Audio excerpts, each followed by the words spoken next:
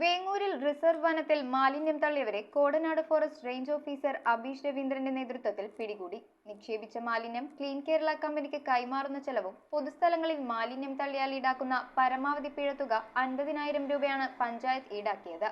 മാലിന്യം കൊണ്ടുവന്ന ലോറിയും കസ്റ്റഡിയിലെടുത്തു. വേങ്ങൂർ ഗ്രാമപഞ്ചായത്തിലെ കണിച്ചാട്ടുപാറ റിസർവ് വനത്തിൽ മാലിന്യം തള്ളിയവരെയാണ് Kodanad forest range officer Abeesh രവീന്ദ്രന്റെ നേതൃത്വത്തിൽ പിടികൂടിയത്. തിരുവനന്തപുരം സ്വദേശി സജി, ചൂരമുടി സ്വദേശി ഷൈജു, ആലുവ കീഴ്മാട് സ്വദേശി ഷെരീഫ് എന്നിവരെയാണ് പിടികൂടിയത്. മാലിന്യം കൊണ്ടുവന്ന ലോറിയും കസ്റ്റഡിയിലെടുത്തു. ആലുവയിലെ സ്വകാര്യ അപ്ഹോൾസറി വർക്ക്ഷോപ്പിലെ മാലിന്യങ്ങളാണ് രാത്രിയിൽ വലിയ ടോറസുകളിൽ കൊണ്ടുവന്ന് റിസർവ് വനത്തിൽ നിക്ഷേപിച്ചത്. നിക്ഷേപിച്ച മാലിന്യം ക്ലീൻ കേരള കമ്പനിക്ക് കൈമാറുന്ന ചെലവും പൊതുസ്ഥലങ്ങളിൽ മാലിന്യം തള്ളിയാൽ ഈടാക്കുന്ന പരമാവധി പിഴത്തുക 50,000 രൂപ പിഴയായും വേങ്ങൂർ ഗ്രാമപഞ്ചായത്ത് അടപ്പിച്ചു. News bureau, Perumbavoor.